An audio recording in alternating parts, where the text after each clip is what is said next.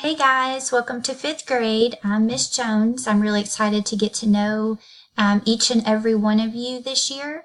A little bit about me. I have a wonderful husband named Zeke, and I have two daughters, Peyton and Addison.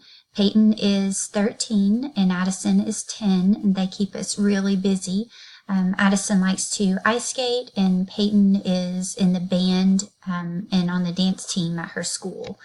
Um, this year, one of our themes is going to be no stress. Along with reading and math and cool science labs, we are going to learn some yoga. I think it's really important to learn how to control your breathing, learn how to calm yourself so we can focus and get lots of things done in our classroom.